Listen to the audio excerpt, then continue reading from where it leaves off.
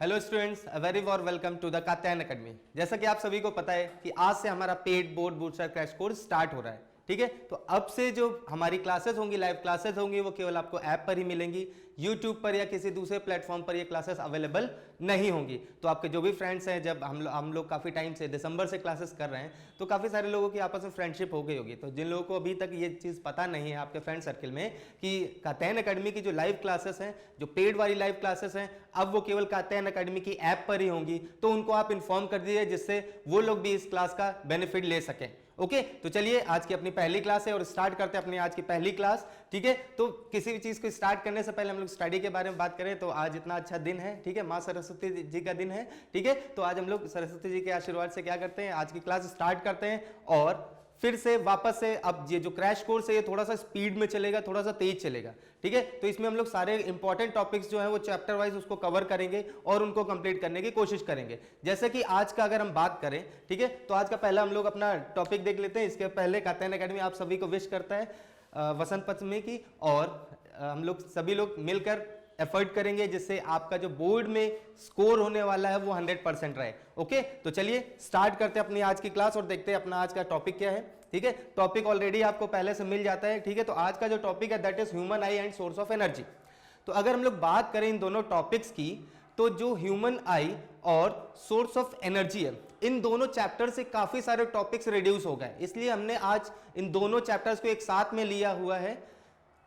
ठीक है, तो हम क्या करेंगे कि ये दोनों टॉपिक आज मैक्सिमम कंप्लीट हो जाए और देख लेते हैं हमारे साथ में कौन कौन से लोग जुड़े हुए हैं। थोड़ा सा इन लोगों से भी देख लेते हैं। देखिए द किंग, ओके, हमारे साथ में काफ़ी सारे लोग जुड़ गए हैं। ऋषु वर्मा, आयुष, ओके, चलो भाई स्टार्ट कर लेते हैं अपनी आज की क्लास। ओके फाइन, सो देखते हैं कि अपना क्या है आज का टॉपिक। तो सबसे पहले अगर ह्यूमन आई की बात करें तो इस चैप्टर में सबसे पहले आता है आपका प्रिज्म। ओके, बट उसको स्टार्ट करने से पहले हम लोग देख लेते हैं कि इस चैप्टर में आपको क्या क्या पढ़ने वाला, आज की क्लास में हम लोग क्या क्या पढ़ेंगे। ठीक है, तो बेसिकली जो टोटल सिलेबस है आज का इस चैप्टर का ह्यूमन आई का, that is refraction of light through a prism. ठीक है, तो इसमें हम लोग रिफ्रैक्शन ऑफ लाइट की बात करेंगे प्रिज्म के थ्रू, डिस्पर्जन ऑफ लाइट की बात करेंगे, scattering of light, application in daily life. तो केवल ये 4 टॉपिक है जो ह्यूमन आई के चैप्टर से आने वाले हैं। बाकी सारे टॉपिक हटा दिए गए, तो उन टॉपिक्स के बारे में हम लोग कोई डिस्कशन नहीं करने वाले हैं। कौन कौन से टॉपिक हटाए गए हैं बेसिकली इस चैप्टर से? Function of eye lens in human eye, defect of vision and their correction. ठीक है, तो विजन, जो भी विजन में प्रॉब्लम होती थी और उसके जो करेक्शन होते थे, मेट्रोपिया, मेट्रोपिया, इसके बारे में वो सारी चीजें हटा दी गई हैं। Application of spherical mirrors and lenses, इसकी एप्लीकेशंस भी हटा दी गई। ठीक है, तो बेसिकली हम लोग इस चैप्टर में केवल ये 2-3 टॉपिक पढ़ेंगे, किसमें? ह्यूमन आई में। ठीक है, तो चलो स्टार्ट करते हैं। और सबसे पहले जो अपना टॉपिक है refraction of light through a prism, सबसे पहले हम लोग सी को स्टार्ट करेंगे और इसी से डिस्कशन स्टार्ट करते हैं। तो देखिए सबसे पहले आता है prism, glass prism. Glass prism क्या होता है, चलो इसके बारे में देख लेते हैं और साथ में मैं ये भी देखता रहूंगा ताकि आपको अगर कोई किसी को कोई प्रॉब्लम हो तो यहाँ पर आप चैट बॉक्स में बता दीजिएगा, तो फिर मैं इसको भी साथ में देखता रहूंगा। ठीक है, okay, Vaishnavi good evening, okay good evening, काफ़ी सारे लोग जुड़े हुए हैं। Gaurav Yadav good evening, okay good evening to all. चलो अब हम लोग क्रैश कोर्स में ये सारी चीज़ों को, अगर जो आपके डाउट्स होंगे उनको मैक्सिमम चीज़ों को कवर करेंगे। एक चीज़ और मैं आपको बता देता हूँ, ठीक है, आज अब से जो बोर्ड बूस्टर की क्लासेस होंगी क्लास 10th के लिए, that will start from 6 o'clock। ठीक है, तो वो 6 बजे से स्टार्ट होंगी। तो जो अभी क्लासेस फ्री में जो यूट्यूब पर चल रही थी वो 5:30 से चलती थी, बट अब जो क्लासेस होंगी उनका जो शेड्यूल है वो 6 o'clock से। तो आप सभी लोग जो 5:30 का वेट कर रहे थे, अब नेक्स्ट क्लास से, जैसे आपकी कल क्लास होगी, परसों क्लास होगी, तो वो जितनी भी क्लासेस होंगी वो 6 o'clock से होंगी। तो आप अपने आप को मेंटली प्रिपेयर कर लीजिए कि 6 o'clock से ही क्लास होंगी, तो उसके अकॉर्डिंग अपने भी बाकी शेड्यूल को उसको सेट कर सकते हैं। ओके, तो नेक्स्ट क्लासेस जितनी भी होंगी क्लास 10th की वो 6 o'clock से होंगी। इन केस आपकी नॉलेज में या आपका कोई फ्रेंड जो 12th में है जिसने कात्यायन अकेडमी का कोर्स लिया हुआ है, उनको भी इन्फॉर्म कर दीजिए कि जो क्लास 12th की है क्लासेस, उनका टाइमिंग जो है वो सेम ही है, that will start from 7:30 only. Okay, but class 10th की जो क्लासेस का शेड्यूल है वो थोड़ा सा शिफ्ट किया हुआ है, अब वो 6 o'clock से स्टार्ट होंगी। ठीक है, तो हम लोग वापस अपने टॉपिक पर आ जाते हैं, ग्लास प्रिज्म। तो ग्लास प्रिज्म क्या होता है? बेसिकली एक ट्राइंगुलर 3D शेप होता है ग्लास का। ठीक है, उसको हम लोग बोलते हैं ग्लास प्रिज्म। ठीक है, यहां पर आप देख सकते हैं ग्लास प्रिज्म लिया हुआ है। इस अगर ग्लास प्रिज्म की बात करें तो ये एक देखिए, ये एक ट्राइंगल जैसा पार्ट दिख रहा है। इस ट्राइंगल को अगर हम स्ट्रेच कर दे तो वापस से इसके बैक साइड पे फिर से एक ट्राइंगल जैसा बनता है। ठीक है, इसको स्ट्रेच करने के बाद में जो पोर्शन पूरा बन जाएगा, यही होता है हमारा प्रिज्म, ठीक है। अब ये प्रिज्म जैसे रखा हुआ है, जिधर ये रखा हुआ है इसको हम लोग बोलते हैं बेस। ये क्या हो गया, ये होता है मेरा बेस, ठीक है। ये और ये दोनों जो सरफेस होती है इनको हम लोग बोलते हैं रिफ्लेक्टिंग सरफेस, रिफ्लेक्टिंग सरफेस,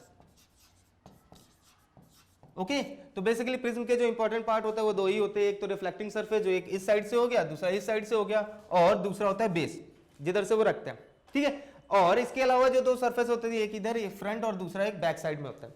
आपको ये चीज याद रखना है कि टोटल प्रिज्म में कितनी सरफेस होती है, 5 सरफेस होती है, 1 2 इसके पीछे साइड, तीसरा ये बेस, और एक फ्रंट और दूसरा बैक साइड में। टोटल प्रिज्म में सरफेसेस कितनी होंगी, 5 सरफेस ही होंगी, ठीक है। एक ट्रायंगुलर शेप होता है, प्रिज्म क्या होता है, एक ट्रायंगुलर शेप होता है, उसको अगर हम स्ट्रेच करके एक 3D शेप बना दे तो आपको क्या मिल जाएगा, आपको एक प्रिज्म मिल जाएगा, ठीक है। प्रिज्म में एक बेस होता है, दो रिफ्लेक्टिंग सरफेस होती है, बेसिकली लाइट को हम इस साइड से इंसर्ट करा सकते हैं, ठीक है, और या फिर हम दूसरे साइड से भी यहां पर उसमें इंसर्ट कर सकते हैं, ठीक है। अब इसके बारे में देखते हैं कि प्रिज्म से जब लाइट पास होती है तो कौन कौन से इफेक्ट होते हैं, हम लोग उस पर डिस्कशन करेंगे, ठीक है। तो जैसा कि मैंने स्टार्टिंग में बोला था कि हम लोग क्रैश कोर्स में मोस्टली वही सारे टॉपिक क्लियर करेंगे, कवर करेंगे जो इस समय आपके कोर्स में है। जो चीजें रिड्यूस हो गई हैं उनके बारे में कोई भी डिस्कशन नहीं होगा, फिर भी जो चीजें हम लोग अभी कर रहे हैं हम लोग थोड़ा सा फास्ट फॉरवर्ड चलेंगे, जिस वजह से क्या होगा, हो सकता है इन कभी किसी टॉपिक को लेकर आपको प्रॉब्लम हो तो आप उसको तुरंत कमेंट सेक्शन में ड्रॉप कर सकते हैं, ओके। ओके भाव, stream of okay, reflecting surface, let me check reflecting surface क्या है, किसको क्या प्रॉब्लम है। चलो भाई देखता जाता हूं मैं, क्योंकि फाइन। चलो गौरव जी बोल रहे हैं यस यस सर, बिल्कुल। तो हम लोग सभी वो चीजें ही कवर करेंगे जो चीजें आपके क्रैश कोर्स में होने वाली, सभी चीजें हम लोग डिस्कशन करके, आपके पास में लिमिटेड टाइम है उसको वेस्ट नहीं करेंगे, ठीक है। ये चीज हम भी ध्यान रखेंगे और आप भी याद रखिए इस चीज को। चलिए आगे बढ़ते हैं। इसके बाद में आता है refraction of light through a glass prism. Glass prism की बात कर दी, ठीक है। तो ग्लास प्रिज्म क्या होता है, एक 3D ट्रायंगुलर शेप होता है, ट्रांसपेरेंट होता है, और इस कंडीशन में क्या होगा, जब लाइट किसी एक ट्रांसपेरेंट मीडियम से दूसरे ट्रांसपेरेंट मीडियम में जाती है तो उसमें क्या होता है, उसमें होता है refraction, okay. Furqeen hi, hello Furqeen. चलो अच्छा गौरव बोल रहे हैं no doubt, okay good. Still कोई डाउट होता है तो आप चैट बॉक्स में मैसेज ड्रॉप कर दीजिएगा, ठीक है। तो हम लोग अगर बात करें रिफ्रैक्शन ऑफ लाइट की, तो when a ray of light passes through a prism it bends toward the base of prism. तो अभी हम लोगों ने बात किया था कि बेस क्या होता है प्रिज्म का, ये जिस साइड से प्रिज्म को रखते हैं उसको हम लोग बोलते हैं बेस, ठीक है। तो बेसिकली इस कंडीशन में क्या होता है, जब लाइट रे किसी एक एंगल पर obliquely if it enters into the prism, ठीक है, वो किसी एक एंगल पर जब प्रिज्म में एंटर होती है तो क्या होता है, it bends towards the base, ठीक है। ये क्या है, अभी देखिए यहां से इंसिडेंट रे है, जो लाइट रे यहां से जाती है प्रिज्म में एंटर होने के पहले, उस टाइम पर ही उसका नेम क्या होता है, दैट इज इंसिडेंट रे। उसको हम क्या बोलेंगे, इंसिडेंट रे। जब ये प्रिज्म के अंदर चली जाती है, अब ये प्रिज्म के अंदर आ गई, अब इस लाइट रे को क्या बोलेंगे, इसको हम लोग बोलेंगे रिफ्रैक्टेड रे। इसको हम लोग क्या बोलेंगे, इसको हम लोग बोलेंगे रिफ्रैक्टेड रे, ओके। तो ये इंसिडेंट रे जब प्रिज्म के अंदर जाती है, फिर वो जो इंसिडेंट रे है वो कन्वर्ट हो जाती है रिफ्रैक्टेड रे में, मतलब उसका नाम बदल जाता है, ठीक है। उसका केवल नाम बदला है, रे सेम ही है।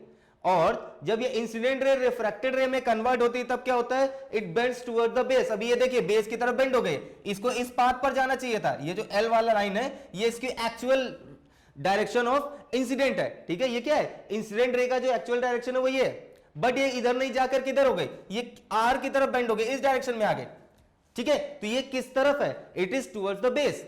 अब क्या होगा, अब जब लाइट रे वापस से इस एंगल से यहां से वापस से प्रिज्म से बाहर निकलेगी, ठीक है, तो जो प्रिज्म है वो क्या है, प्रिज्म मेरा डेंसर मीडियम है क्योंकि ग्लास का है, प्रिज्म क्या है, ग्लास का है, और ये डेंसर है किससे, जब भी हम रेयरर और डेंसर की बात करेंगे तो हम कंपेयर करके बताएंगे कि कौन सा प्रिज्म या कौन सा मीडियम डेंसर है, कौन सा रेयरर है। फॉर एग्जाम्पल अगर हम लोग बात करेंगे एयर, वाटर और ग्लास की, तीनों चीजों की डेंसिटीज का जो ऑप्टिकल डेंसिटी है वो एक दूसरे से डिफरेंट है, तो हम किससे किस चीज को कंपेयर करेंगे, यही वो डिसाइड करेंगे कौन सा रेयरर है और कौन सा डेंसर है, ओके। चलो रिफ्रैक्टेड रे क्यों कहेंगे, ओके। आदित्य मौर्य बोल रहे हैं रिफ्रैक्टेड रे क्यों बोलेंगे, तो रिफ्रैक्शन क्या होता है, ठीक है, रिफ्रैक्टेड रे इसलिए बोलेंगे क्योंकि जब लाइट रे एक मीडियम से दूसरे मीडियम में चले जाती है तो क्या होता है, इट डिविएट्स फ्रॉम इट्स पाथ, क्या होता है, वो अपने पाथ से डेविएट हो जाती है। जब वो अपने पाथ से डेविएट होती है, इसी को हम लोग बोलते हैं रिफ्रैक्शन, और इस कंडीशन में जो रे निकलती है उसको हम लोग बोलते हैं रिफ्रैक्टेड रे। और यही पूरी चीज यहां पर हो रही है। इसका एक्चुअल पाथ ये था, एल की तरफ इसका एक्चुअल पाथ था, बट वो एल की तरफ नहीं गई, वो किधर हो गई, बी की तरफ मुड़ गई। मतलब क्या हुआ, ये रेयरर मीडियम है, डेंसर मीडियम है, लाइट रेयरर मीडियम से डेंसर मीडियम में चली गई, और जब लाइट रे रेयरर मीडियम से डेंसर मीडियम में गई और ये किसी एक एंगल पर जा रही थी, ठीक है, नॉर्मल से कोई एक एंगल फॉर्म कर रही थी, ये पैरेलल टू द नॉर्मल नहीं थी। इस कंडीशन में क्या हुआ कि इसका नेम बदल गया और हमने इसको रिफ्रैक्टेड रे बोला। Okay Aditya, light always travel rarer medium to denser medium. It is not compulsory, आप डेंसर टू रेयरर भी भेज सकते हैं ना, आप डेंसर टू रेयरर भी भेज सकते हैं। क्रिटिकल एंगल के जब हम लोग बात करते हैं तो क्या बोलते हैं, यही सारी तो बोलते हैं कि इस कंडीशन में आपको जो लाइट रे वो किधर भेजना पड़ेगा, क्रिटिकल एंगल के लिए लाइट रे को डेंसर मीडियम से रेयरर मीडियम में भेजना पड़ेगा। ओके सर आपकी वॉइस नहीं आ रही है, टेक्निकल टीम प्लीज चेक कर लीजिए मेरी आवाज ठीक से जा रही है क्या। ओके, टेक्निकल टीम बोल रही है कि मेरी आवाज एकदम ठीक से जा रही है, ठीक है। आप वापस से इसको प्लीज देख लीजिए मैं क्या बोल रहा हूं, इसको फिर से मैं रिपीट कर रहा हूं। ओके, तो बेसिकली क्या है यहां पर, अगर हम बात करें रिफ्रैक्शन की और रिफ्लेक्टेड रे की इसको रिफ्रैक्टेड रे क्यों बोलेंगे। देखो रिफ्रैक्शन क्या होता है, जब लाइट रे एक मीडियम से दूसरे मीडियम में जाती है तब क्या होता है, वो अपने पाथ से कौन, लाइट रे डेविएट हो जाती है। डेविएट हो जाती है मतलब एक्चुअल जिस पाथ पर जाना चाहिए उससे भटक जाती है, मुड़ जाती है। इस कंडीशन में क्या होगा, उस लाइट रे को दूसरे पाथ में जाना पड़ता है, ठीक है। क्यों, क्योंकि उसकी स्पीड चेंज हो रही है, स्पीड चेंज हो रही है। अब जब स्पीड चेंज हो रही है तो वो अपने पाथ से डेविएट होने लगती है। जब वो अपने पाथ से डेविएट होती है तो क्या होता है, ये जो पूरा फेनोमेना होता है ये होता है रिफ्रैक्शन। और इस कंडीशन में जो लाइट रे होती है उसको हम लोग बोलते हैं रिफ्रैक्टेड रे। इसलिए ये जो लाइट रे है ये कौन सी हो गई, रिफ्रैक्टेड रे। Okay, I hope it is clear.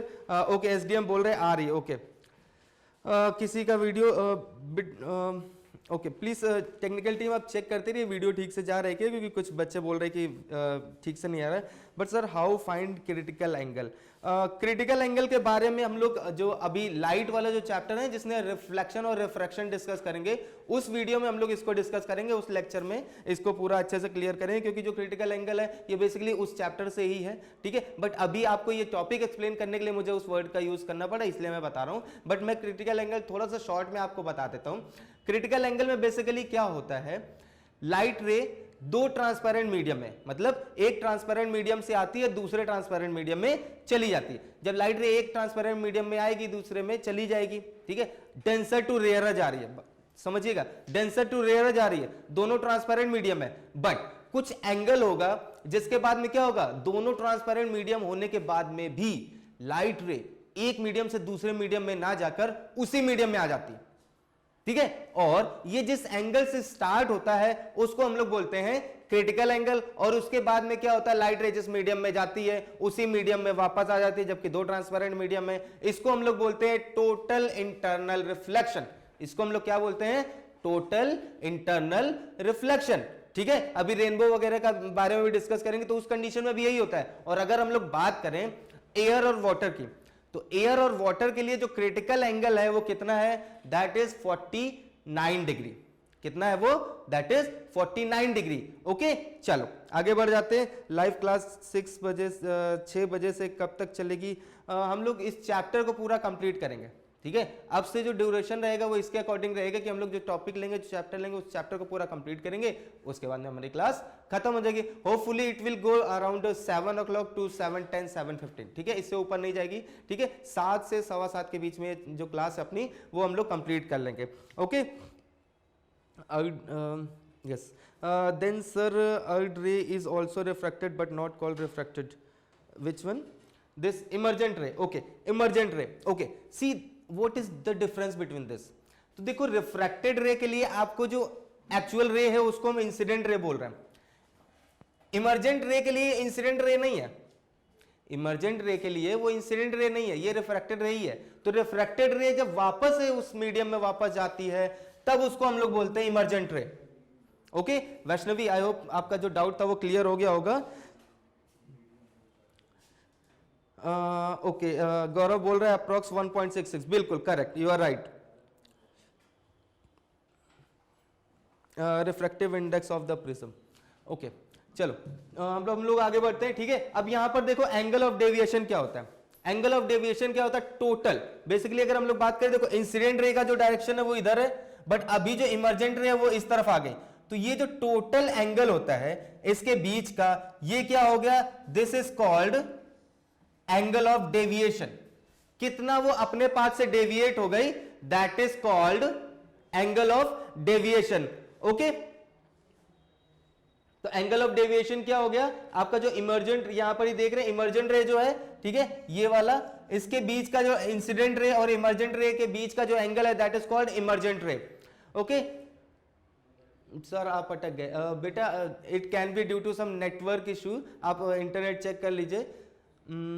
Fine, चलो फिर आगे बढ़ जाते हैं और नेक्स्ट लेकर आते हैं। उमेर खान थोड़ा सा क्लियर करिए, क्या चीज समझ नहीं आया? उमेर खान आप बोल रहे हैं ना सर समझ नहीं आया, तो क्या चीज समझ नहीं आया उसको वापस से। Angle D, where is angle D? Okay, angle of deviation. अरे ये इमर्जेंट रे है ना, ये इमर्जेंट रे, ये देखो कहां से कहां तक है, ये वाला जो डायरेक्ट एंगल है ना टोटल, रुको थोड़ा सा इसको क्लियर कर देता हूं, ठीक है। यहां पर ये जो एंगल है ना, ये यहां से, ये देखो कहां से, ये एक्चुअल जो एंगल ऑफ ये जो है ना, ये कौन सा है? ये डायरेक्शन है जिधर से इंसिडेंट रे आ रही थी, एक्चुअल स्ट्रेट लाइन चला गया, ठीक है। यहां से अगर हम बात करेंगे तो ये जो टोटल यहां पर जिस तरफ इमर्जेंट रे है, इसके बीच का जो एंगल है that is called angle of deviation. Total मतलब क्या होता है कि बेसिकली लाइट को किसी एक डायरेक्शन में जाना था, वो दूसरी डायरेक्शन में चली गई, तो जिस डायरेक्शन में उसको एक्चुअल जाना था और जिस डायरेक्शन में वो एक्चुअली चली गई, इसके बीच का जो टोटल एंगल होता है उसको हम लोग बोलते हैं एंगल ऑफ डेविएशन। ओके, चलो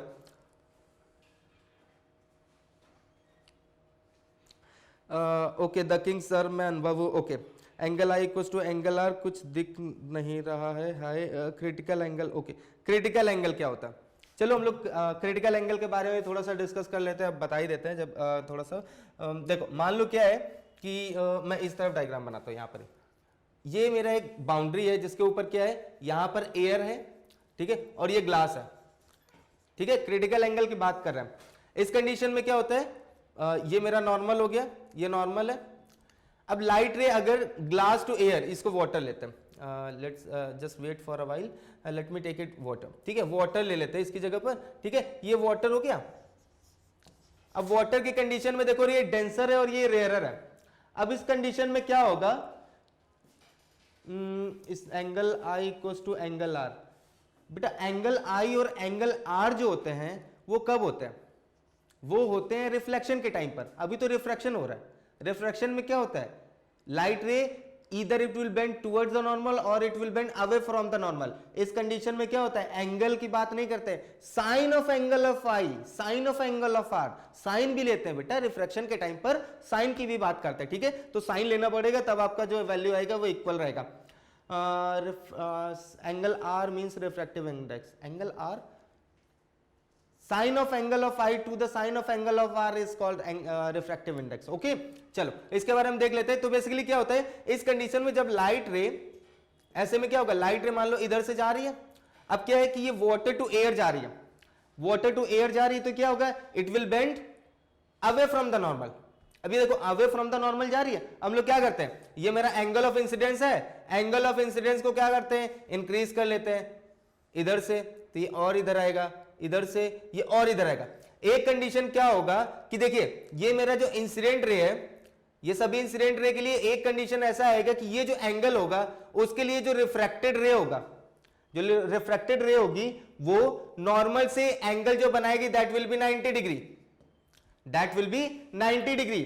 अब जब उसमें उसको हम 90 डिग्री पर एंगल पर वो यहां पर ही क्या होगी, वापस से आ जाएगी, ठीक है। अब और इंक्रीज करेंगे तो ये क्या होगा, एयर में ना जाकर वापस से इस तरफ आने लग जाएगी, वापस से किधर, वाटर में आने लग जाएगी, जबकि दोनों ट्रांसपेरेंट मीडियम है। तो जिस कंडीशन में जिस एंगल ऑफ इंसिडेंस के लिए एंगल ऑफ रिफ्रैक्शन 90 डिग्री हो जाएगा, उसको हम लोग क्या बोलते हैं, उसको हम लोग बोलते हैं क्रिटिकल एंगल, ठीक है। वो क्या होता है क्रिटिकल एंगल, और वाटर के लिए दैट इज 49 डिग्री। वाटर के लिए क्या है, वो 49 डिग्री है, मतलब 49 डिग्री से और ज्यादा एंगल बढ़ाते जाएंगे तो क्या होगा, टोटल इंटरनल रिफ्लेक्शन होगा, मतलब लाइट रे वापस से उसी मीडियम में आती रहेगी। आई होप अभी वापस से आप सभी को क्लियर हो गया होगा।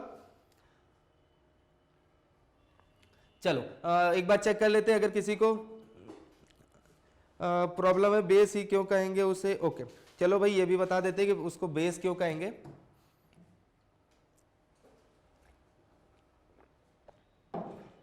बेस कहने का देखो क्या रीजन है, अगर मैं इसको वापस से देखूं, ठीक है, तो ये देखो क्या है, एक फ्लैट पार्ट है, ठीक है, ये कैसा नोक जैसा है, और इसका जो चौड़ाई वो कंटिन्यूसली इंक्रीज होती जा रही है। तो इसको अगर इस तरह से रख देंगे तो नहीं रख सकते नोक की तरफ से, तो जो उसका साइड में जिधर से हम उसको प्लेस करते हैं उसको ही हमेशा हम क्या बोलेंगे, उसको ही हमेशा हम लोग बोलेंगे बेस, ठीक है। जिस तरफ से हम प्रिज्म को प्लेस करते हैं, जो बेस पर रहता है, बॉटम में रहता है, उसको हम लोग क्या बोलते हैं, उसको हम लोग बोलते हैं बेस। चलो आगे बढ़ते हैं। यस एग्जैक्टली एसडीएम बोल रहे हैं 49 डिग्री, बिल्कुल fine SDM, exactly correct, right. चलो आगे बढ़ जाते हैं और नेक्स्ट करते हैं, देखते हैं आगे क्या है। नेक्स्ट है डिस्पर्जन ऑफ लाइट। अब ये डिस्पर्जन ऑफ लाइट क्या होता है? डिस्पर्जन ऑफ लाइट की बात करते हैं, the phenomenon of splitting of white light by a prism, the phenomenon of splitting of white light by a prism into its constituent color is called dispersion of light, dispersion of white light. Okay Gaurav बोल रहे हैं okay sir no problem, okay good, SDM okay fine, चलो good. इसीलिए हम लोग आज यहाँ पर हम लोग इसीलिए ये सारी चीजें एकदम क्लियरली इस तरीके से डिस्कस करेंगे जिससे आपके जो डाउट्स है वो एकदम क्लियर हो जाए। ओके चलो आगे बढ़ जाते हैं और ये देख लेते हैं डिस्पर्जन क्या होता है। तो बेसिकली क्या होता है कि जब व्हाइट लाइट को किसी प्रिज्म से पास करते हैं तो वो अपने कॉन्स्टिट्यूएंट कलर्स में क्या हो जाता है, स्प्लिट हो जाते हैं, ठीक है। अगर हम व्हाइट लाइट को करेंगे, अब रेड लाइट को करेंगे तो कुछ ही कॉन्स्टिट्यूएंट कलर में नहीं होगी, क्यों? क्योंकि उसमें ऑलरेडी केवल रेड लाइट ही है। तो रेड लाइट को अगर करेंगे तो कुछ नहीं होगा, बट व्हाइट लाइट को करेंगे तो वो अपने कॉन्स्टिट्यूएंट कलर में स्प्लिट हो जाएगी। इसको हम लोग बोलते हैं डिस्पर्जन, इसको हम लोग क्या बोलते हैं, डिस्पर्जन, ठीक है। अब उसका जो स्पेक्ट्रम होता है, अब स्पेक्ट्रम क्या हो गया, एक नया वर्ड आ गया स्पेक्ट्रम, ठीक है। तो स्पेक्ट्रम क्या होता है? स्पेक्ट्रम इज दिस, ये जो विबग्योर आपको दिख रहा है,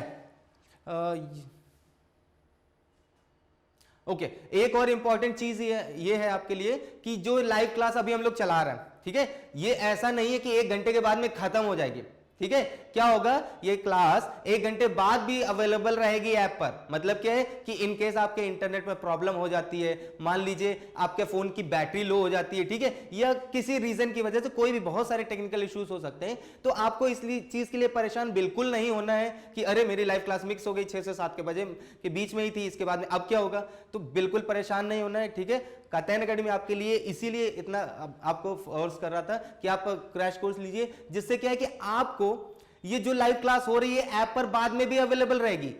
स्टिल मान लीजिए कोई टॉपिक है, आपको फिर से वापस से लगता है अच्छा सर ने ये चीज बताई थी जो मुझे अभी भी डाउटफुल लग रही है, आप वापस से इस वीडियो को जिस तरीके से यूट्यूब पर देख सकते हैं वैसे ही आप यूट्यूब की जगह पर कात्यायन अकेडमी का ऐप ओपन करिए, उस पर आज का वीडियो देखिए, उस पर क्लिक कीजिए, आपके सामने आज की जो वीडियो है वो प्ले हो जाएगी, आप इसको वापस से रिपीट करके देख सकते हैं। ओके तो चलो हम लोग वापस से इस पर आ जाते हैं अपने टॉपिक पर ही। तो स्पेक्ट्रम क्या हुआ, बेसिकली क्या होता है, जब व्हाइट लाइट को हम प्रिज्म से पास करते तो वो अपने कॉन्स्टिट्यूएंट कलर में क्या हो जाती है, स्प्लिट हो जाती है। क्यों हो जाती है? क्योंकि लाइट के जो कलर्स हैं उनकी डिफरेंट मीडियम में डिफरेंट स्पीड होती है, ठीक है। लाइट की क्या होती है, डिफरेंट मीडियम में डिफरेंट स्पीड हो जाती है due to just because of change in their wavelength, ठीक है। अभी हम लोग आगे और इसके बारे में अच्छे से डिस्कस करेंगे। तो पहले आप देख लीजिए डिस्पर्जन क्या होता है, splitting of white light into its constituent colour. मतलब क्या है, व्हाइट लाइट का इसके कॉन्स्टिट्यूएंट कलर में स्प्लिट हो जाना ही क्या हो गया, वो हो गया हमारा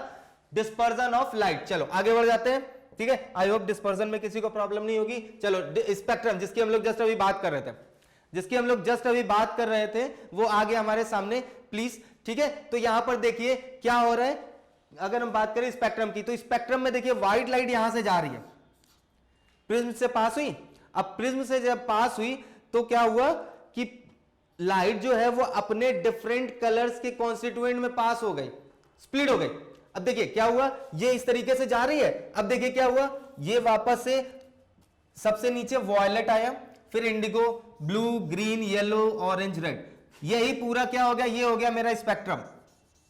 ये क्या हो गया, मेरा स्पेक्ट्रम, ठीक है। तो स्पेक्ट्रम की अगर डेफिनेशन होगी तो क्या हो जाएगा, the colour of band of 7 constituent colour of white light, ठीक है। व्हाइट लाइट के जो 7 कॉन्स्टिट्यूएंट कलर होते हैं उसके जो बैंड होता है उसको हम लोग क्या बोलते हैं, उसको हम लोग बोलते हैं spectrum.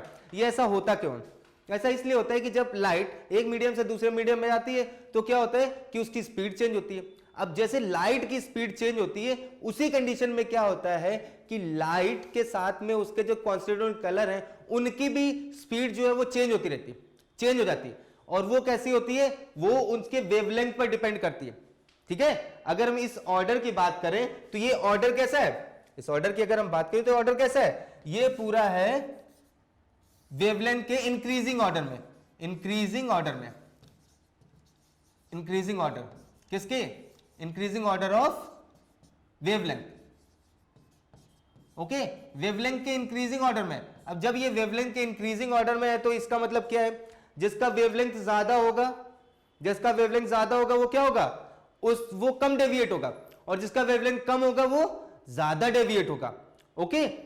Which colour is more in VIBGYOR, which colour is more, just please इसको क्लियर करिए कि आप किस चीज के बारे में बोल रहे हैं। Which colour is more and which colour is less. देखो कलर क्या होता है, कलर इक्वली रहते हैं, ठीक है, कलर क्या होते हैं, इक्वली रहते हैं, बट जो बेंडिंग होती है वो ज्यादा हो जाती है। किसकी, कुछ कलर्स की बेंडिंग जो है वो ज्यादा हो जाती है और कुछ कलर्स की जो बेंडिंग है वो कम रहती है। फॉर एग्जांपल अगर हम लोग बात करें नीचे की तो सबसे नीचे कैसा है, वायलेट है, और सबसे ऊपर कैसा है, रेड। तो अगर हम लोग बात करें रेड की तो रेड की वेवलेंथ मैक्सिमम होती है और वायलेट की मिनिमम होती है। तो जिसकी वेवलेंथ मिनिमम होगी वो ज्यादा डेविएट करेगा और जिसकी वेवलेंथ ज्यादा होगी वो कम डेविएट करेगा। इसीलिए देखिए रेड सबसे ऊपर है और वायलेट सबसे नीचे। Okay sir, what is electromagnetic wave. Okay, electromagnetic wave देख लीजिए। ओके, एक एक करके मैं बताता हूं सभी का आंसर, ठीक है। तो देखो जो वेव होती है उनको दो कैटेगरी में डिवाइड कर सकते हैं। एक होता है इलेक्ट्रोमैग्नेटिक वेव, दूसरी होती है मैकेनिकल वेव। अब इलेक्ट्रोमैग्नेटिक वेव क्या होती है, the wave which required no medium, means the wave which do not require any medium is called electromagnetic wave। मतलब जो वेव को ट्रैवल करने के लिए किसी भी मीडियम की जरूरत नहीं होती है उसको हम लोग क्या बोलेंगे, इलेक्ट्रोमैग्नेटिक वेव। और जो मैकेनिकल वेव होती है उनको ट्रैवल करने के लिए मीडियम चाहिए होता है। फॉर एग्जांपल अगर हम लोग बात करें लाइट वेव की तो जो लाइट है that is an example of electromagnetic wave, ठीक है। इसीलिए लाइट को सन से अर्थ तक आने के लिए किसी मीडियम की जरूरत नहीं होती है, क्योंकि अगर लाइट रे भी मैकेनिकल वेव होती तो हमारे पास तक अर्थ तक नहीं पहुंच पाती। क्यों, क्योंकि अर्थ और सन के बीच में तो वैक्यूम है, ठीक है। और अगर हम लोग बात करें मैकेनिकल वेव के किसी एक एग्जांपल की तो जो मैकेनिकल वेव का एग्जांपल है दैट इज साउंड वेव। अब साउंड वेव क्या है, साउंड वेव को ट्रैवल करने के लिए मीडियम चाहिए, ठीक है। साउंड वेव को ट्रैवल करने के लिए मीडियम चाहिए, अगर मीडियम नहीं होगा तो साउंड वेव ट्रैवल नहीं कर सकता, तो वो क्या हो गया, वो मैकेनिकल वेव हो गई। ओके चलिए, एक और क्वेश्चन था मैं उसको भी वापस, इलेक्ट्रोमैग्नेटिक वेव। ओके अभिनव, शायद इलेक्ट्रोमैग्नेटिक वेव आपका क्लियर हो गया होगा। चलो फाइन, वेवलेंथ, ओके वेवलेंथ। चलो अब हम लोग आगे बढ़ते हैं, ठीक है। नेक्स्ट देखो क्या होता है, नेक्स्ट देख लेते हैं कि नेक्स्ट क्या है। स्पेक्ट्रम तक आई होप आप सभी का क्लियर हो जाएगा, हो गया होगा। चलो आगे बढ़ जाते हैं और फिर हम लोग देखते हैं आगे के बारे में। Light is visible in vacuum. Gaurav Yadav बोल रहे हैं light is visible in vacuum. Gaurav अभी हम लोग टिंडल इफेक्ट और एक चीज और है उस टॉपिक के बारे में स्टडी करेंगे तो आपको पता चल जाएगा कि ये बेसिकली क्या होता है। फाइन, आगे बढ़ जाते हैं।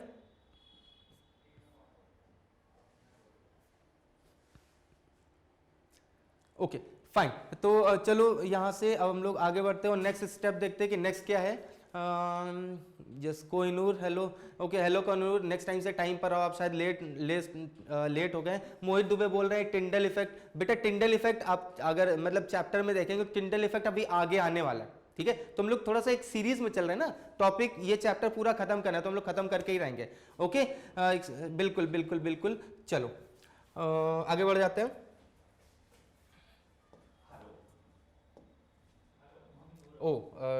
लेट मी, चलो पीछे वाली स्लाइड पर वापस से आते हैं, बाय मिस्टेक चेंज हो गया। ओके रेनबो और स्पेक्ट्रम कर लिया, हम लोग आते हैं रेनबो पर, ठीक है। तो बेसिकली क्या होता है, इस वजह से ही हमको रेनबो क्या है, एक नेचुरल एग्जाम्पल है, किसका, जो अभी हम लोगों ने डिस्कस किया स्पेक्ट्रम का, ठीक है। तो स्पेक्ट्रम जो है हमें रेनबो में नेचुरली दिखाई देता है, ठीक है। और ये कब होता है, ये बेसिकली होता है रेनी सीजन में, जब वाटर ड्रॉपलेट एटमॉस्फेयर में रहती है। Okay, why is colour of sky is blue, बिल्कुल ये भी अभी बोला ना कि पहले बेसिक चीजें तो डिस्कस कर ले, फिर उसके बारे में वो सारी चीजें डिस्कस करेंगे, आपको आंसर मिलेगा। ओके, ये सारे नेचुरल फेनोमेनन है जो टिंडल इफेक्ट और इन सभी चीजों से रिलेटेड है, तो अभी हम लोग वो डिस्कस करेंगे और फिर उसके बाद में okay Kohinoor, okay by mistake miss कर दिया होगा, सॉरी कोहिनूर। चलो आगे से मैं इस चीज़ का ध्यान रखूंगा, ठीक है, क्योंकि अब हम लोग ऐप पर कर रहे हैं तो थोड़ा सा फेमिलियर होने में थोड़ा सा टाइम लगेगा, बट हम लोग जल्दी से ही कर लेंगे। What is recombination of spectrum of white light. तो बेसिकली क्या है, व्हाइट लाइट को 7 कलर में हम क्या कर सकते हैं, स्प्लिट कर सकते हैं, और वापस से अगर हम किसी दूसरे प्रिज्म से उसको पास करा लें तो वो क्या हो जाएगा, वापस से हमको व्हाइट लाइट मिल जाएगी, ठीक है। इसको हम लोग बोलते हैं recombination of spectrum of white light, ठीक है। चलो, rainbow is natural phenomenon, exactly rainbow क्या है, एक नेचुरल फिनोमिनन है। चलो, what is visible wavelength, what is visible wavelength range, that is 400 nanometre to 700 nanometre, ठीक है। 400 नैनोमीटर से 700 नैनोमीटर का जो वेवलेंथ होता है उसको हम लोग देख सकते हैं, इसको हम लोग बोलते हैं विजिबल स्पेक्ट्रम, ओके। चलो, फरकीन अहमद, विजिबल वेवलेंथ बताए ना, 400 टू 700 नैनोमीटर के बीच का जो वेवलेंथ होता है उसको हम लोग देख सकते हैं पूरा अच्छे से, ठीक है। तो बेसिकली ये क्या है, ये जनरली हमको कब कब मिलता है, चलो इसके बारे में डिस्कस कर लेते हैं। ये एक रेनबो है, ये जनरली रेनी सीजन में मिलता है जब वाटर ड्रॉपलेट स्काई में अवेलेबल होते हैं। ये कब किधर होता है, ये हमेशा होता है सन के अपोजिट डायरेक्शन में, मतलब अगर सन मेरे लेफ्ट में तो रेनबो मैं किधर देख सकता हूं, अपने राइट में। रेनबो किधर देख सकता हूं, अपने राइट में, ठीक है। चलो, रेनबो के बारे में कैसे फॉर्म होता है इसको अब डिटेल से समझ लेते हैं कि रेनबो कैसे फॉर्म होता है। चलो आगे बढ़ते हैं। आ गया फॉर्मेशन ऑफ रेनबो कैसे फॉर्म होता है, अब इसके बारे में डिस्कस करेंगे। ओके, फर्किन वेवलेंथ, विजिबल वेवलेंथ रेंज पता चल गया ना, 400 नैनोमीटर टू 700 नैनोमीटर, ओके। चलो, ओके गौरव बोल रहे हैं I want to leave because tomorrow is my exam. Okay Gaurav, not an issue, but exam के बाद में आप वापस से इस लेक्चर को रिपीट करके इसको फिर से देख सकते हैं, ओके। अनस भी जुड़ गए हैं, hello Anas. Okay, what is I want to what form atmospheric rainbow is found by atmospheric refraction, बिल्कुल Rahul correct. The scattering of white light, let me check this, the scattering of white light when passes through a colloidal solution is called, okay exactly. चलो भाई आगे बढ़ जाते हैं, next देख लेते हैं। नेक्स्ट क्या है, हाँ हमारे पास में जो नेक्स्ट है फॉर्मेशन ऑफ रेनबो। अब रेनबो के फॉर्म कैसे होता है इसके लिए देख लीजिए। तो जैसा कि हम लोगों ने अभी डिस्कस किया था कि अगर मैं ऑब्जर्वर हूं, ठीक है, या कोई एक पर्सन है जो ऑब्जर्वर है, वो इस तरफ से देखेगा तो ही उसको ये आपको जो रेनबो है वो दिखाई देगा, तो ही रेनबो दिखाई देगा, अगर वो यहां कहीं पर होगा तो नहीं दिखाई देगा, ठीक है। तो क्यों होता है, कैसे होता है, ये देख लेते हैं। तो बेसिकली जो वाटर ड्रॉपलेट्स होती है they also behave like a small prism. जो वाटर ड्रॉपलेट्स होती है वो भी एक तरीके से क्या बिहेव करती है, कैसा बिहेव करती है, वो भी एक तरीके से बिहेव करती है। रेनबो में 7 कलर क्यों होते हैं, आदित्य मौर्य, ओके। देखो हम लोग बात करते हैं 7 कलर की क्योंकि हमारी आई जो है वो सेंसिटिव इतनी ज्यादा नहीं है, ठीक है। अब अगर हम लोग बात करें 7 कलर की, कंप्यूटर पर देखा ना मिलियंस ऑफ कलर्स होते हैं, वो भी तो हमें दिखते हैं या नहीं। तो बेसिकली क्या होता है कि हम लोग उन कलर्स के बात करते हैं जिनको हम अपनी आई से डिस्टिंग्विश कर सकते हैं, ठीक है, जनरली ओपन आई से डिस्टिंग्विश कर सकते हैं। क्योंकि अगर हम लोग बात करें यहां पर तो जैसे रेड और येलो के बीच में क्या है, एक दूसरा कलर है। अब अगर हम बात करें यहां पर विबग्योर होता है ना, रेड और ऑरेंज, रेड और ऑरेंज के बीच में क्या कोई और कलर नहीं होगा। अब ऑरेंज जो है वो रेड में जब कन्वर्ट हो रहा है उस कंडीशन में उसके बीच में डिफरेंट पार्ट के डिफरेंट शेड के कलर होते हैं, बट हमारी आईज उसको डिस्टिंग्विश नहीं कर सकती है, नहीं कर पाती। इस वजह से क्या होता है, हम उन कलर्स की बात करते हैं, उन 7 कलर्स की बात करते हैं जिनको हम इजीली अपनी आई से डिस्टिंग्विश कर सकते हैं, है ना। बाकी बहुत सारे कलर्स होते हैं जिनको हम डिस्टिंग्विश नहीं कर पाते हैं ऐसे ओपन आई से, ठीक है। ओके फरकीन अहमद, ओके चलो आगे बढ़ते हैं, ठीक है। देख लेते हैं, sir can you make me know your name, okay Anshu Bhardwaj, okay basically मेरा नाम दीपक है, फाइन। एक्सप्लेन एटमॉस्फेरिक रिफ्लेक्शन, बेटा अभी उस पर पहुंच रहे ना, पहुंच रहे, ठीक है। अनस एटमॉस्फेरिक रिफ्लेक्शन के बारे में भी देखते हैं, अभी हम लोग डिस्कस करेंगे, बिल्कुल करेंगे। चलो, तो बेसिकली क्या है यहाँ पर हम लोग पहले फॉर्मेशन ऑफ रेनबो के लिए देख लेते हैं। तो इस कंडीशन में क्या होता है, जो वाटर ड्रॉपलेट होती है they also behave like small prism, ठीक है, वो छोटे छोटे प्रिज्म के तरह ही बिहेव करती है। अब देखिए जब लाइट होती है, जब किसी प्रिज्म में जाती है तो क्या होता है, वो वापस से अपने 7 कलर्स में यहाँ पर ही देखिए ये क्या हो रहा है, ये प्रिज्म की फर्स्ट सरफेस है। क्या था, जो हमारा प्रिज्म था वो कुछ इस तरह से था ना, जब व्हाइट लाइट यहाँ पे जाती थी तो स्प्लिटिंग यहीं से ही स्टार्ट हो जाती थी और यहां से वो ज्यादा स्प्लिट हो जाता है। तो यहां वाला जो पोर्शन है वो ये है, ये वाला, ठीक है। अब क्या होता है इस कंडीशन में कि ये जो व्हाइट लाइट जो है थी वो वापस से पहले तो स्प्लिट हुई। अब इस कंडीशन में क्या हुआ, अगर हम लोग देखें यहां पर, तो ये जो एंगल हो गया, ये क्या हो गया, ये क्रिटिकल एंगल। अभी हम लोगों ने डिस्कस किया था ना क्रिटिकल एंगल के बारे में। तो बेसिकली क्या हुआ कि ये क्रिटिकल एंगल से ज्यादा है। अब जब क्रिटिकल एंगल से ज्यादा होगा तो क्या होगा, लाइट रे जो है वो वापस से उसी मीडियम में आ जाएगी। मतलब जिधर से जा रही थी वाटर की ड्रॉप है, ये वाटर ड्रॉप है, ठीक है, ये क्या है, ये मेरा वाटर ड्रॉप है।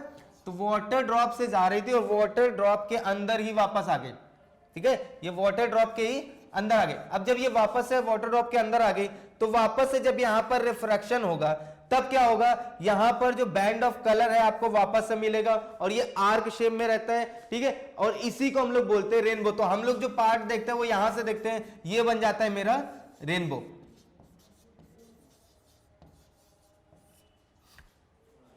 तो ऐसे क्या होता है, इसी तरीके से हम लोगों ने बेसिकली जो बात किया हुआ है वो एक सिंगल वाटर ड्रॉप के बारे में बात किया हुआ है। अगर बहुत सारे वाटर ड्रॉप होंगी तो क्या होगा, इसी तरीके से कंटिन्यूअसली आपको different millions of water drop से टोटल इंटरनल रिफ्लेक्शन दिखाई देगा। और क्या होगा, आपके पास में band of colour that is spectrum will reach over there, और आप लोग जो देखेंगे that will be, what will be that will be the rainbow. यही होगा आपका रेनबो। ओके, चलो आगे बढ़ जाते हैं और देखते हैं difference in scattering and dispersion. Okay, अभी हम लोग जब स्कैटरिंग अभी आगे आने वाला है, शायद मे बी नेक्स्ट स्लाइड में ही मेरा जो स्कैटरिंग है वो हो, तो कोई नूर जैसे ओके एटमॉस्फेरिक रिफ्रैक्शन। चलो एटमॉस्फेरिक रिफ्रैक्शन आ गया,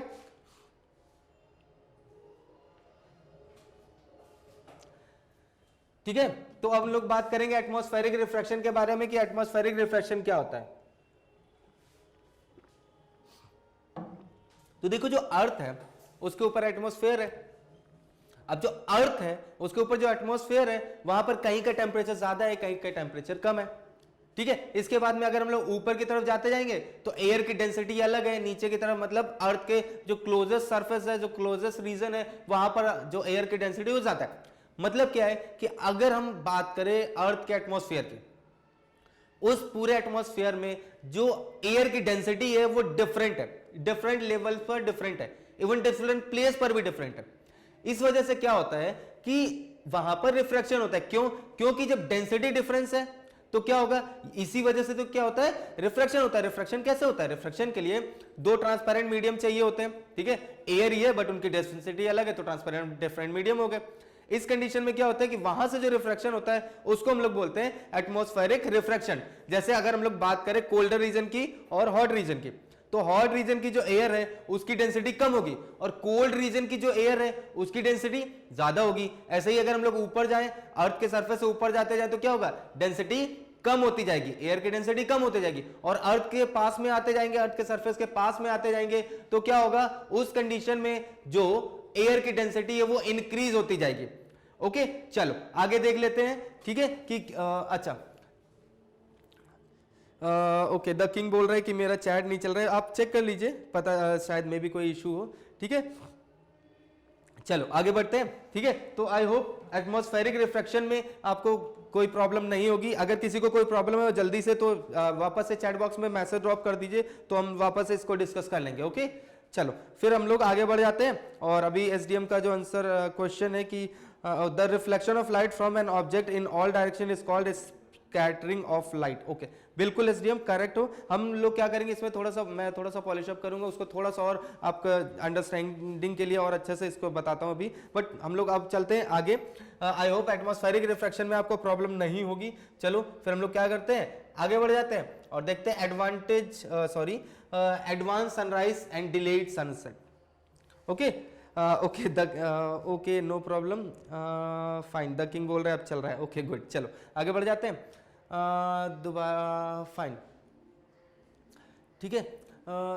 बेटा ये जो वीडियोस है, ये जो लेक्चर है, ये बेसिकली ऐप पर अवेलेबल रहेगा, ठीक है, तो आप उसको वापस से रिपीट करके देख सकते हैं, ठीक है, उसके लिए कोई प्रॉब्लम नहीं है। देखिए है क्या कि अगर हम लोग कंटिन्यूसली एक ही चीज पर ही ज्यादा टाइम स्पेंड करेंगे तो क्या होगा, सारे टॉपिक्स कंप्लीट नहीं हो पाएंगे, हम लोग को सारे टॉपिक्स कंप्लीट करने हैं, ओके, ठीक है। तो बेसिकली ये वीडियो क्या है, ये वीडियो तो ऐप पर अवेलेबल नहीं है, आप 1 बार 2 बार 10 बार 15 बार 20 बार जितनी बार चाहें उसको देख सकते हैं, ठीक है। चलो आगे बढ़ जाते हैं और देखते हैं कि एडवांस सनराइज और डिलेड सनसेट क्यों होता है, ठीक है। ये सीधे डिपेंड है किस पर, एटमॉस्फेरिक रिफ्लेक्शन पर ही, ठीक है। चलो यहां पर आ जाते हैं, ठीक है, और इसको समझने की कोशिश करते हैं। We can see the sun about 2 minute before the actual sunrise and 2 minute after actual sunset, मतलब 2 मिनट पहले, सनराइज के 2 मिनट पहले ही हमको दिखने लगता है अच्छा ठीक है दिन होने वाला है, बोलते हैं ना, जब घर में होते हैं बोलते हैं अच्छा सुबह होने वाली है, ठीक है, और शाम होने के पहले ही, सन सेट होने से पहले ही अच्छा सन सेट होने वाला है, मतलब शाम होने वाली है, तो शाम का तो ठीक है दिखता है कि हाँ सन वहां पर है और सन सेट होने वाला है,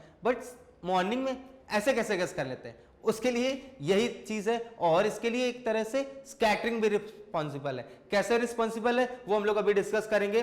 चलो पहले हम लोग देख लेते हैं कि ऐसा क्यों होता है। फॉर एग्जाम्पल अगर हम लोग बात करें अर्ली मॉर्निंग की, ठीक है, ये जो कंडीशन है वो अर्ली मॉर्निंग की है, ठीक है। अर्ली मॉर्निंग के टाइम पर ही क्या होता है, सन क्या है अभी यहां पर ही हॉरिजॉन से नीचे, अब ये देखिए जो लाइट रे है वो इधर से ऐसे जा रही है।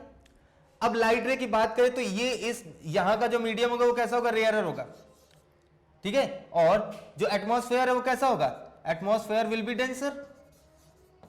एटमॉस्फेयर कैसा होगा, एटमॉस्फेयर तो डेंसर होगा, ओके। मैं यहां पर ही वापस से रख लेता हूं सर, एटमॉस्फेयरिक, ओके, चलो एटमॉस्फेरिक रिफ्रैक्शन वापस से देख लेते हैं, ठीक है। किसने पूछा, ओके प्रिंस। देखो एटमॉस्फेरिक रिफ्रैक्शन क्या होता है, जो अर्थ है वो उसके ऊपर क्या है, चारों तरफ एटमॉस्फेयर है, ठीक है। अब अर्थ के ऊपर जो एटमॉस्फेयर है उसमें कई सारी कंडीशंस है। फॉर एग्जांपल अगर हम लोग बात करें कोल्डर रीजन की, तो कोल्डर रीजन की जो एयर के मॉलिक्यूल्स तो पास पास में होते हैं, तो कैसे हो गया, वो डेंसर मीडियम हो गया, ठीक है, डेंसर रीजन हो गया। हम लोग बात करें कुछ दूसरे प्लेस की जहां पर क्या है गर्मी ज्यादा होती है, तो वहां के जो एयर के मॉलिक्यूल्स है वो दूर दूर हो गए, तो वो रेयरर मीडियम हो गया। इसी तरह से क्या है कि अगर हम अर्थ से ग्राउंड से ऊपर की तरफ जाए, उस कंडीशन में क्या होगा, जो अर्थ के सरफेस के क्लोज का एयर रीजन है उसकी डेंसिटी ज्यादा होगी, और जैसे जैसे हम ऊपर की तरफ जाते जाएंगे तो डेंसिटी क्या होगी, एयर की डेंसिटी डिक्रीज होती रहेगी, कम होती जाएगी, ओके। चलो फाइन आगे बढ़ जाते हैं।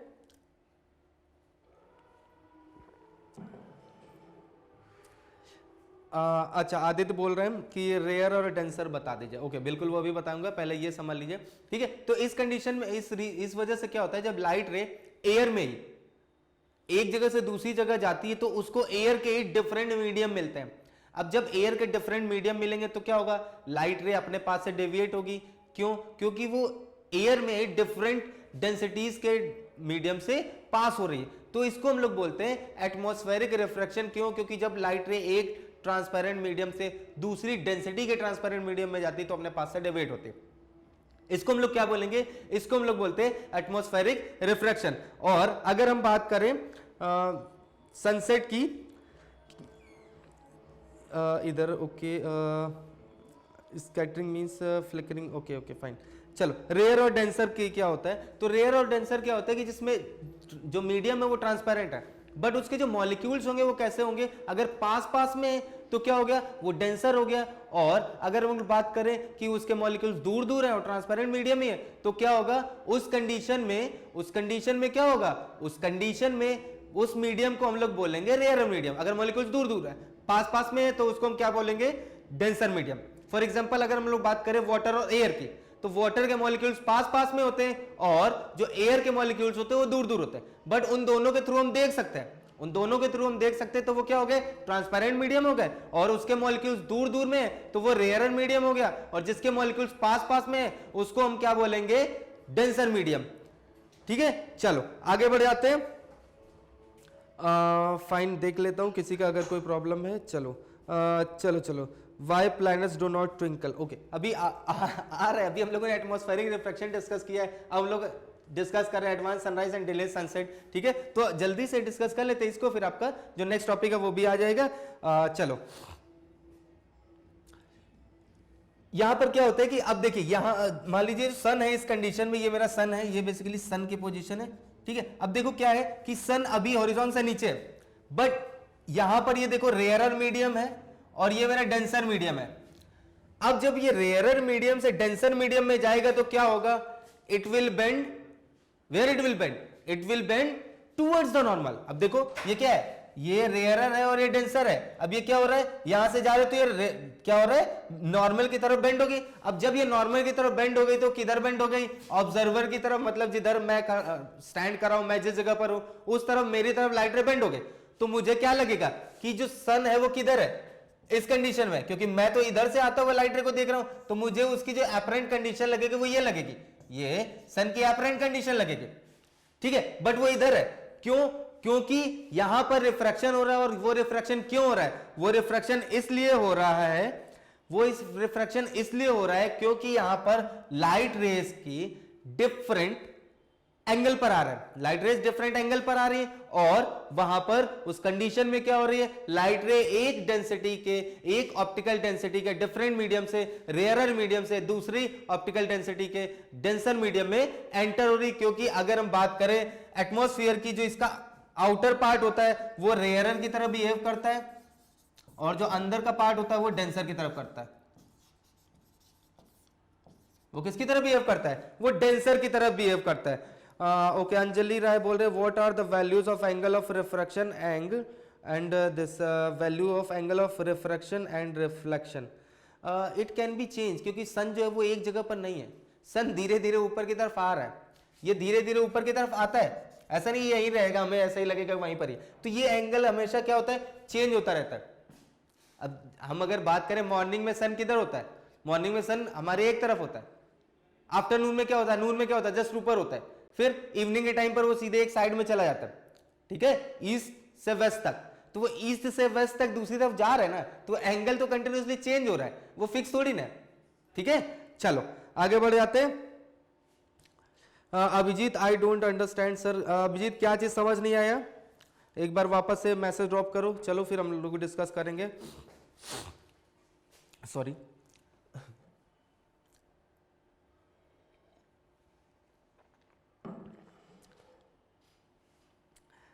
ओके ओके, फाइन फाइन, चलो आगे बढ़ते हैं। ठीक है, और देखते हैं कि नेक्स्ट टॉपिक क्या है। इसके बाद में आता है स्कैटरिंग ऑफ लाइट। तो स्कैटरिंग ऑफ लाइट के लिए जैसे अभी काफी लोग बोल रहे थे, अभिजीत आप मैसेज ड्रॉप कर दो कि क्या समझ नहीं आया, तब तक हम लोग स्कैटरिंग के बारे में डिस्कस कर लेते हैं। ठीक है, तो बेसिकली क्या है कि अगर हम लोग बात करें स्कैटरिंग ऑफ लाइट की, तो स्कैटरिंग क्या होती है, एब्जॉर्प्शन एंड री एमिशन। तो स्कैटरिंग ऑफ लाइट क्या हुई, लाइट रे का या लाइट का किसी पार्टिकल के द्वारा, किसी बाय द पार्टिकल, किसी भी पार्टिकल के थ्रू उसको एब्जॉर्ब करना और वापस से री एमिट करना, इसको हम लोग बोलते हैं scattering of light. Scattering of light क्या हुआ, absorption and re emission of light by a particle. ठीक है, तो इसको हम लोग क्या बोलते हैं, इसको हम लोग बोलते हैं स्कैटरिंग ऑफ लाइट। मतलब क्या होगा, मान लो कोई एक ये पार्टिकल है, इधर से क्या हो रहा है कि एक लाइट रे आई, इस पर फॉल हुई। अब ये लाइट रे, जब लाइट इसके ऊपर फॉल होगी तो ये पार्टिकल क्या करेगा, ये पार्टिकल उस लाइट को वापस से एब्जॉर्ब करेगा। पहले तो एब्जॉर्ब करेगा, इसके बाद में इसको सभी डायरेक्शन में, इसको क्या करेगा, सभी डायरेक्शन में स्प्रेड कर देगा। मतलब इसमें से पहले लाइट रे इधर से आ रही थी, इसमें गई, इसने उस लाइट एनर्जी को एब्जॉर्ब किया और वापस से सभी डायरेक्शन में क्या कर दिया, इसको एमिट कर दिया। क्या किया, इसको वापस से सभी डायरेक्शन में एमिट कर दिया। तो ये वाला जो प्रोसेस है इसी को हम लोग बोलते हैं स्कैटरिंग ऑफ लाइट। तो स्कैटरिंग ऑफ लाइट क्या हुआ, absorption and re emission of light.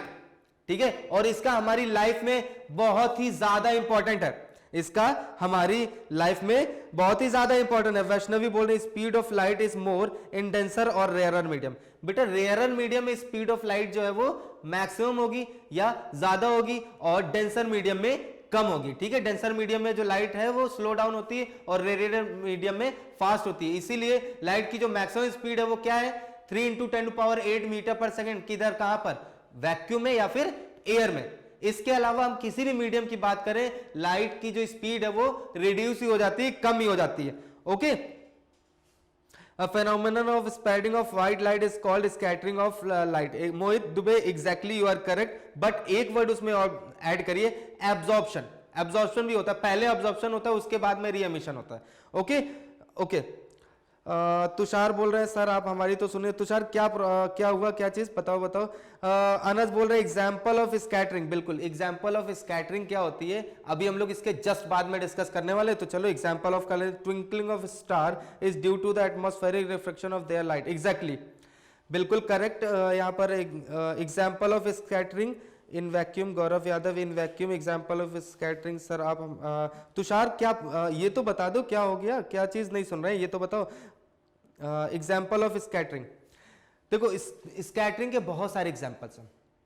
जैसे जस्ट आगे बढ़ जाते हैं, चलो उस स्लाइड को ओपन करते हैं और फिर वापस से उसको हम लोग स्कैटरिंग के एग्जाम्पल के बारे में डिस्कस कर लेंगे, ठीक है। बट उसके पहले हम लोग बात करेंगे, चलो स्कैटरिंग। अब हम बात करते हैं लॉ ऑफ रिफ्लेक्शन की। लॉ ऑफ रिफ्लेक्शन क्या होता है, ठीक है। स्कैटरिंग का जो आप एग्जाम्पल बोल रहे थे, तो उसके पहले देखिए कि लॉ ऑफ रिफ्लेक्शन क्या होता है। Law of reflection, law of reflection क्या था।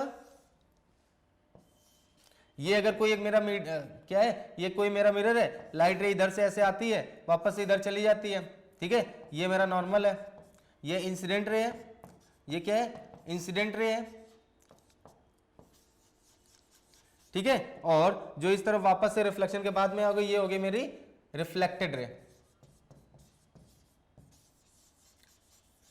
इस कंडीशन में हम लोग ये स्टडी करते थे, ये हम लोगों ने डिस्कस भी किया हुआ था कि अगर हम इस रिफ्लेक्टेड रे के जस्ट सामने आ जाएंगे तो ये रिफ्लेक्टेड रे मेरी आईज तक जाएगी और हम इस रिफ्लेक्टेड रे को देख सकते हैं।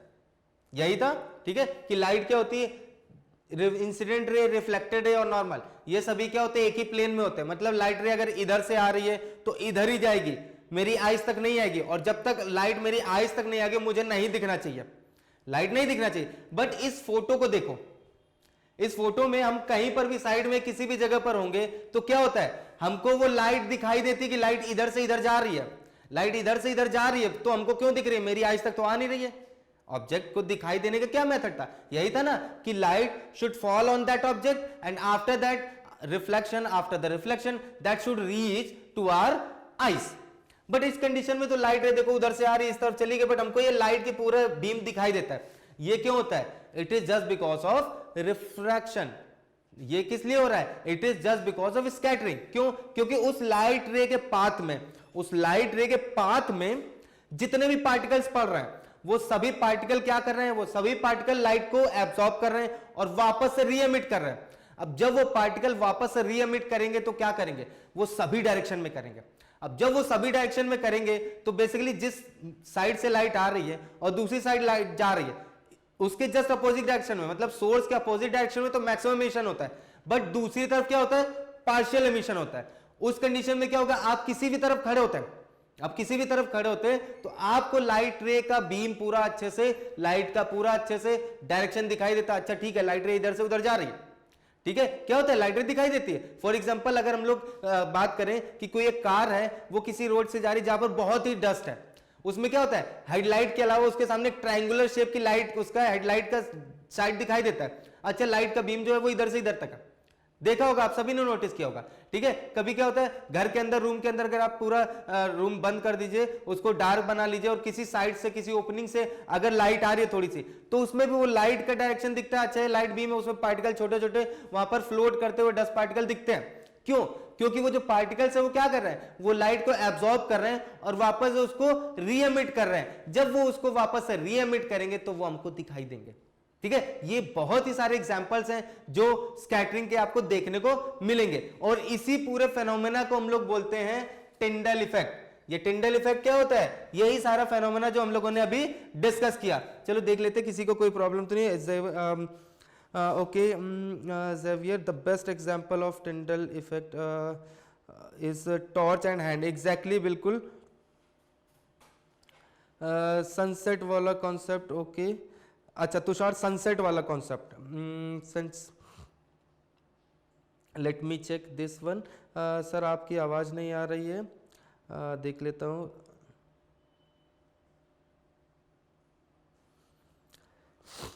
ओके चलो आगे बढ़ जाते हैं, ठीक है। तो बेसिकली यहाँ पर क्या होता है, ये जो पूरा मेथड था, ये जो पूरा प्रोसेस था, इसको हम लोग क्या बोलते हैं, इसी को हम लोग बोलते हैं टिंडल इफेक्ट। ओके, तो टिंडल इफेक्ट में क्या होता है, जो स्कैटरिंग की बात की उसमें क्या होता है कि स्कैटरिंग में जो पार्टिकल्स होते हैं वो लाइट को पहले एब्सॉर्ब करते हैं, उसके बाद में क्या करते हैं, वापस से री एमिट करते हैं, ठीक है। ये जो पूरा फेनोमेनन है इसको हम लोग बोलते हैं टिंडल इफेक्ट, जिसमें क्या होता है कि वो जो पार्टिकल होते हैं वही ये सारी चीजें डिसाइड करते हैं। पार्टिकल का साइज भी बहुत मैटर करता है, पार्टिकल का साइज बहुत बड़ा होगा तो भी इस इफेक्ट पर काफी ज्यादा इफेक्ट पड़ता है, ठीक है। तो ये मेन रीजन है और ये बहुत ही अच्छा एग्जांपल है जिसमें आप टिंडल इफेक्ट को देख सकते हो और स्कैटरिंग को भी देख सकते हैं, जैसे कि अभी आया था ओके किस while light is fast in rare medium and low in denser medium. Okay चलो, रेयरर मीडियम में फास्ट क्यों होती है और डेंसर मीडियम में स्लो क्यों होती है। देखो है क्या कि मान लीजिए आप किसी रोड से जा रहे हैं, किसी एक सड़क से जा रहे हैं, उस कंडीशन में क्या आप उस रोड पर अगर ट्रैफिक ज्यादा होगा तो आप दौड़ते हुए फास्ट थोड़ी चले जाएंगे, धीरे धीरे चलेंगे। बट अगर ट्रैफिक कम होगा तो आप जितनी फास्ट चाहें उतनी फास्ट मूव कर सकते हैं। तो यही होता है लाइट के साथ में भी। लाइट जब डेंसर मीडियम में जाती है तो ये यहाँ पर जो हम लोगों ने स्कैटरिंग की बात की वही तो होता है, उसी की वजह से लाइट एक जगह से दूसरी जगह ट्रैवल कर रही है क्योंकि मीडियम है। तो इस कंडीशन में क्या होता है, जब डेंसर मीडियम होता है तो स्कैटरिंग में टाइम लगता है, उस कंडीशन में क्या होता है कि लाइट जो है वो स्लो डाउन हो जाती है क्योंकि denser medium. But rarer medium में वहां पर एज कंपेयर टू दिस वो फास्ट है क्योंकि वहां पर स्कैटरिंग जल्दी जल्दी हो रही है क्योंकि नंबर ऑफ पार्टिकल कम है। जब नंबर ऑफ पार्टिकल जीरो हो जाएंगे तो लाइट अपनी मैक्सिमम स्पीड से चलने लगेगी। जैसे रोड पर अगर ट्रैफिक जीरो है तो हम जितनी स्पीड से चाहे चल सकते हैं, बट जैसे जैसे ट्रैफिक इंक्रीज होता जाता है हम वैसे वैसे स्लो डाउन होते जाते हैं। ओके चलो आगे बढ़ जाते हैं और फिर ओके चलो ठीक है, fine sir video fine. Okay Gaurav, I can see your comment कि ठीक है इनके बारे में, ठीक है हम इनके बारे में थोड़ा सा डिस्कस कर लेंगे। ओके चलो आगे बढ़ जाते हैं।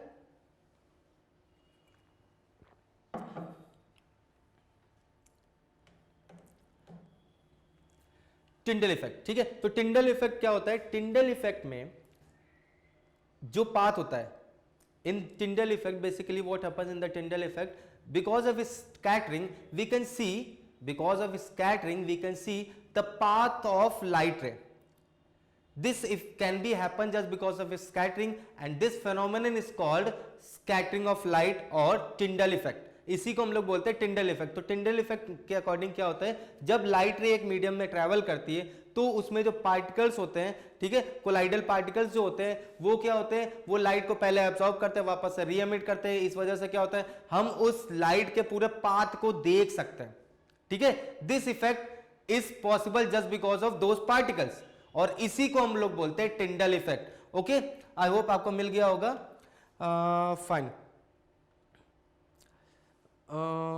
Okay image result of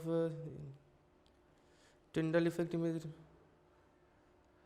okay okay fine चलो आगे बढ़ जाते हैं, ठीक है। और नेक्स्ट देखते हैं क्योंकि हमने अभी टाइम काफी सारा कंज्यूम कर लिया हुआ है, ठीक है। अब देख लो ब्लू कलर ऑफ स्काई, ठीक है, द ब्लू और violet light due to its short wavelength is scatter more as compare to the light red light of long wavelength, ठीक है। ये बहुत ही इंपॉर्टेंट है जो अभी काफी लोग पूछ रहे थे, ठीक है। तो इसके बारे में हम लोग पहले डिस्कस कर लेते हैं। The blue light due to its short wavelength is scatter mode. तो ठीक है, तो बेसिकली क्या होता है, जो ब्लू लाइट होती है वो ज्यादा स्कैटर्ड होती है।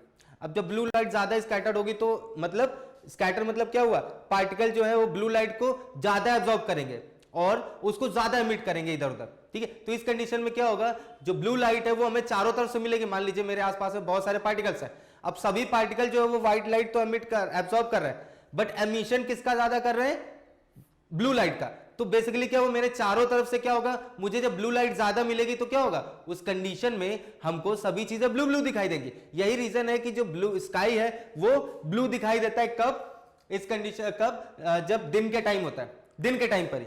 मतलब अगर सन यहां पर या यहां पर है, इस कंडीशन में क्या होगा, जो मेरे पास लाइट रे पहुंचेगी उसका जो ब्लू पोर्शन है वो सभी तरफ से, इधर से भी, क्योंकि जितने भी पार्टिकल इस डायरेक्शन से, यहां से जो यहां पर ही सारे पार्टिकल होंगे वो ब्लू कंपोनेंट को एब्जॉर्ब करेंगे, वापस से मेरी तरफ सभी तरफ एमिट करेंगे। इधर से जो आएंगे वो भी, मतलब ये सेकंड पोजीशन है, सॉरी, ठीक है, ये क्या है, सेकंड पोजीशन है। तो मान लीजिए सनलाइट जो है इस कंडीशन से, इससे जो भी लाइट रे निकल रही है उस कंडीशन में क्या होगा, जो भी लाइट रे पहले मेरे पास में तो पहुंचेगी, बट जो ब्लू कलर है वो इधर उधर से स्कैटर होकर भी मेरे पास पहुंचेगा। जो ब्लू कलर है वो इधर उधर से स्कैटर होकर भी मेरे पास पहुंचेगा। इसलिए क्या होता है कि जो ब्लू लाइट है उसकी वजह से जो स्काई है वो हमको ब्लू दिखाई देने लगता है, ठीक है। क्यों? क्योंकि ब्लू कलर की जो लाइट है वो ज्यादा Apurv okay sir, twinkling of star बता दीजिए। बेटा इसके बाद में ट्विंकलिंग ऑफ स्टार भी है, ठीक है, अभी हम उसके बारे में डिस्कस करेंगे। अगर इन केस नहीं होता तो भी मैं आपको ट्विंकलिंग ऑफ स्टार बिल्कुल बताऊंगा Apurv, don't worry about that. Okay, हम वापस से थोड़े से और कमेंट ले लेते हैं, देख लेते हैं कि किसको क्या प्रॉब्लम है। ओके, लॉन्ग वेवलेंथ लाइट रे है मोर और लेस स्पीड। ओके फाइन, देखो इसके बारे में अभी हम लोग पहले ये देख लेते हैं, ठीक है। तो ब्लू कलर ऑफ स्काई के इसलिए होता है, वो इसीलिए होता है क्योंकि स्कैटरिंग की वजह से ब्लू कंपोनेंट ऑफ लाइट जो है वो हमको सभी तरफ से मिलता रहता है। अब जब सभी तरफ से मिलेगा तो जिधर ब्लू हमको स्काई दिखाई देता है उधर सन नहीं होता है, ठीक है, उस तरफ सन नहीं है, बट उधर से हमको क्या मिल रहा है, उस डायरेक्शन से हमको ब्लू कलर की लाइट मिल रही है। क्यों मिल रही है? It is just because of scattering. इसलिए हमको जो स्काई है वो जनरली ब्लू कलर का ही दिखाई देता है, ठीक है। अब चलते हैं, आगे बढ़ते हैं। अगर हम लोग बात करें नून की, दोपहर की, तो दोपहर में जो सन होता है वो व्हाइट दिखाई देता है। क्यों? क्योंकि जो लाइट है वो हमारे मीडियम में, एटमॉस्फेयर में नॉर्मली एंटर होती है। जब वो नॉर्मली एंटर होगी तो क्या होगा, नॉर्मली एंटर पर ही क्या होगा, वहां पर जो स्पेक्ट्रम जो डिस्पर्जन है वो क्या होगा, वो नहीं होगा या मिनिमम होगा। तो हमारे पास में ब्लू और रेड के अलावा जो बाकी कलर है वो सभी कलर के कंपोनेंट पूरे इक्वल आते हैं। इस कंडीशन में क्या होता है, सन हमको व्हाइट दिखाई देता है। इस कंडीशन में क्या होता है, सन हमको व्हाइट दिखाई देता है, ठीक है। अभी एक क्वेश्चन आया था कि प्लैनेट क्यों नहीं चमकते हैं, प्लैनेट क्यों नहीं ट्विंकल करते हैं और स्टार क्यों ट्विंकल करते हैं। उसके कई सारे रीजन है, जिनमें से एक रीजन ये भी है कि जो प्लैनेट है उनके पास में उनका खुद का लाइट नहीं है, they don't have their own light, but जो स्टार्स है they are having their own light. इस वजह से भी ये भी एक रीजन है कि वो क्यों नहीं चमकते और ये क्यों चमकते हैं, ठीक है। और क्या रीजन है कि जो प्लैनेट्स है वो अर्थ के बहुत पास में है एज कंपेयर टू स्टार्स, ठीक है। जैसे हमारे जो सबसे क्लोजेस्ट स्टार है दैट इज सन, ठीक है। उसके बाद में जो सेकंड क्लोजेस्ट स्टार है दैट इज अल्फा सेंचुरी, वो 4 to 5 लाइट ईयर दूर है। लाइट ईयर क्या होता है, मतलब 1 ईयर में लाइट जितना डिस्टेंस ट्रेवल कर रही है उसको हम लोग बोलते हैं लाइट ईयर। तो वो जो अल्फा सेंचुरी है वो 4 to 5 लाइट ईयर दूर है, ठीक है। अब वो 4 to 5 लाइट ईयर दूर है, इसका मतलब क्या है कि 4 ईयर पहले जो लाइट वहां से उस अल्फा सेंचुरी स्टार से चली थी वो 4 ईयर बाद में हमारे पास पहुंचेगी। तो इस वजह से ये भी एक रीजन है कि क्यों वहां पर ही जो स्टार्स हैं वो ट्विंकल करते हैं और ये नहीं करते। इसके बाद में क्या है कि वहां से जो लाइट आती है वो जो लाइट रेस है वो एटमॉस्फेयर से क्या हो जाती है, कंटिन्यूअसली जो एटमॉस्फेयर है वो स्टेबल नहीं है, रुका हुआ नहीं है ना, क्योंकि यहां पर ही हवा हमेशा चलती रहती है, मूव होती रहती है, विंड फ्लो होती रहती है।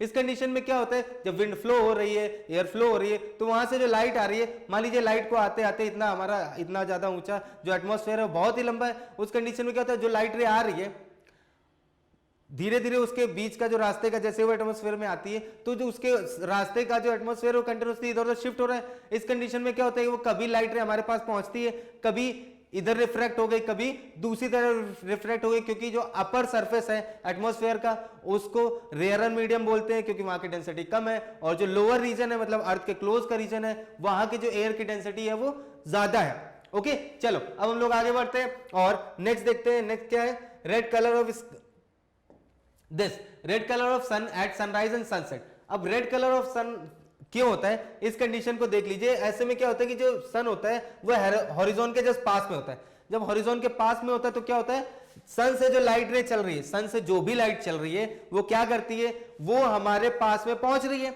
अब जब सन से जो लाइट चल रही है वो हमारे पास पहुंच रही है, रास्ते में इसको बहुत ही लंबा, नॉर्मल से ज्यादा लंबा इसको क्या करना होता है, पाथ कवर करना पड़ता है। अब जब ज्यादा पाथ कवर करेगा उस कंडीशन में क्या होगा, उसके पाथ में ज्यादा एटमॉस्फेरिक पार्टिकल, एयर पार्टिकल्स पड़ेंगे। जब ज्यादा पार्टिकल पड़ेंगे तो स्कैटरिंग ज्यादा होगी। अब जब स्कैटरिंग ज्यादा होगी तो किस कलर की स्कैटरिंग ज्यादा होती है, ज्यादा स्कैटरिंग होती है ब्लू कलर की, तो जो सन से जो लाइट मिल रही है उसका ब्लू कंपोनेंट है वो तो स्कैटर हो गया, बट हमारे पास क्या पहुंचा रेड, क्योंकि रेड की जो स्कैटरिंग होती है वो मिनिमम होती है, रेड की जो स्कैटरिंग होती है वो कैसी होती है, वो मिनिमम होती है। अब रेड की स्कैटरिंग मिनिमम हो रही है और हमारे पास जब स्कैटरिंग उसकी मिनिमम होगी तो मैक्सिमम कौन सा कंपोनेंट पहुंचेगा, मैक्सिमम हमारे पास कंपोनेंट पहुंचेगा red. Okay Tushar vacuum, okay sir vacuum में रेनबो बनता है क्या? नहीं नहीं, वैक्यूम में रेनबो नहीं बनेगा। वैक्यूम में रेनबो क्यों नहीं बनेगा? क्योंकि रेनबो को फॉर्म करने के लिए हमको पार्टिकल्स चाहिए, ट्रांसपेरेंट पार्टिकल्स चाहिए, वाटर पार्टिकल्स चाहिए, ठीक है। वैक्यूम में वाटर पार्टिकल्स होंगे नहीं तो कैसे बन जाएगा, ठीक है, तो वहां पर नहीं बनेगा। ओके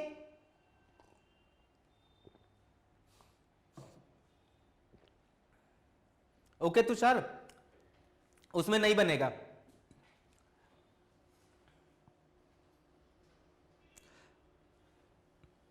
चलो आगे बढ़ जाते हैं, ठीक है।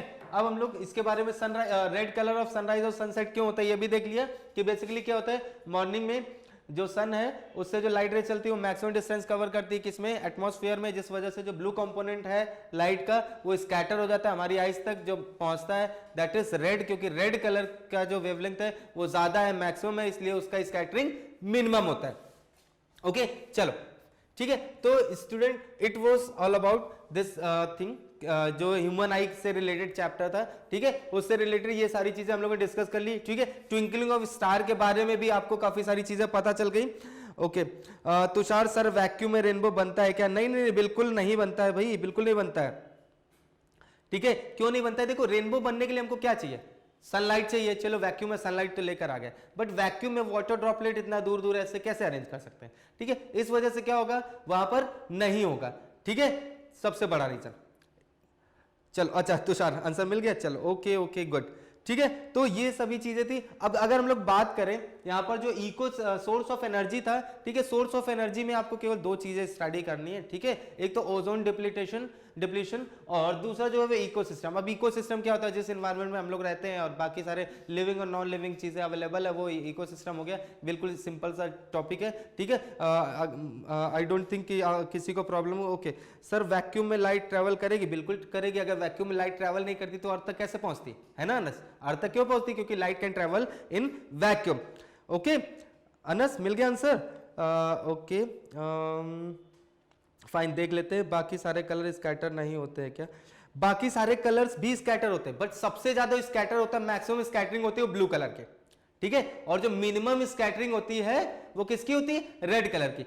तो जैसे जैसे अगर हम वेवलेंथ क्या होता है, रेड से अगर हम ब्लू की तरफ जाए या फिर ब्लू से रेड की तरफ जाते हैं, ठीक है, ब्लू से रेड की तरफ अगर जाएंगे तो वेवलेंथ क्या होता है? इंक्रीज होता है। ये जो ऑर्डर है विबग्योर में, जो वी से स्टार्ट करेंगे वॉयलेट से, तो वो क्या होगा? वो इंक्रीजिंग वेवलेंथ के इंक्रीजिंग ऑर्डर में। जब वो वेवलेंथ के इंक्रीजिंग ऑर्डर में, तो रेड के पहले के जितने होंगे उन सभी का जो स्कैटरिंग है वो मैक्सिमम होगा एज कंपेयर टू रेड। तो रेड का स्कैटरिंग सबसे कम होगा, इसलिए हमारे पास जो पहुंचेगा वो मैक्सिमम रेड ही होगा, ठीक है। और थोड़ा सा ऑरेंज कंपोनेंट भी हो क्योंकि उसमें उतना ज्यादा नहीं हो रहा है, ठीक है। तो इससे अगर हम आगे बढ़ते जाएंगे तो क्या होगा, उसके जो कलर्स का जो स्पेक्ट्रम का जो कलर है वो हमारे पास में कम पहुंचेगा और जो मैक्सिमम पहुंचेगा वो रेड ही पहुंचेगा।